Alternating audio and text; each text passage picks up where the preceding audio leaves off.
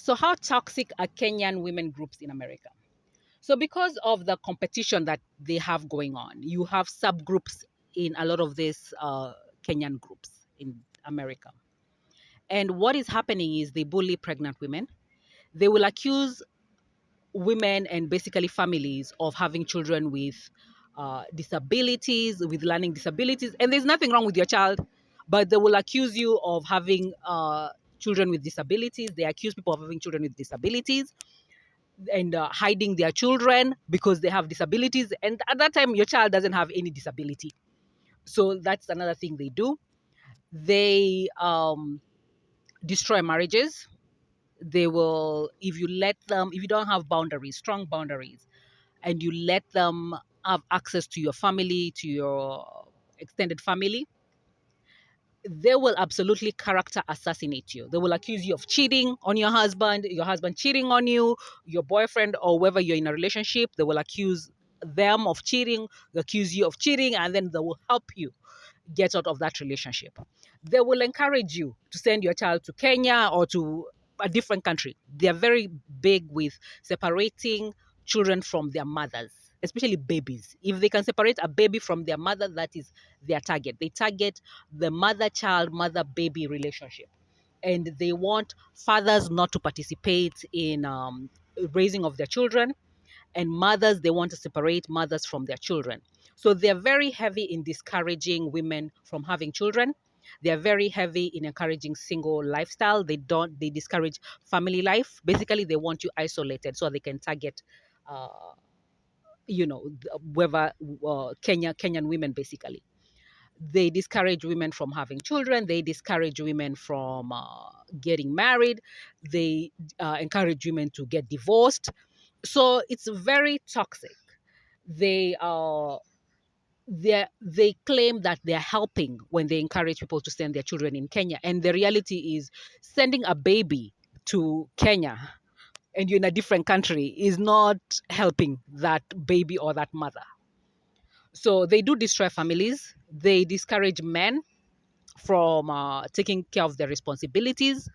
And how do they do this? If they have access to this man, basically, if they dated this person before, or even if they're friends of this particular person, they're gonna character assassinate that woman.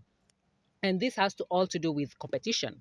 And the problem with this competition in diaspora for Kenyan women is it's not you wouldn't I wouldn't call it like competition. They call it competition, women's competition. But what it is a group of women basically attacking vulnerable women. They are in competition with women who are suicidal, who have mental health issues, who have postpartum issues, who have depression issues. So that's who they are competing with. So when you see them saying they are in competition with. So if you're a woman, a Kenyan woman in America, I would encourage Kenyan women in America to belong to other professional groups, to belong to other groups, African groups, international groups. Kenyan groups should not be the only group you belong to. Find another group, because this is a group that can very easily destroy your life. They have destroyed people's lives. They have destroyed people's marriages. They have convinced people to abandon their life in America and go back to Africa. And then in Africa, they are frustrated. They have convinced parents to send their children to Africa, and these parents are over here uh, complaining, and they should be with their children because their children are young and they are working and they can take care of their children here in America. So if you're a Kenyan woman who wants a family, join other professional organizations, be part of the international community.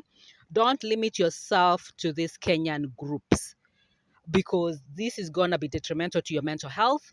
They are going to isolate you. They're going to triangulate you. They are going to bring you down. Once you have a problem, they are going to use that opportunity and the access they have towards you to basically take you completely down, both emotionally and financially.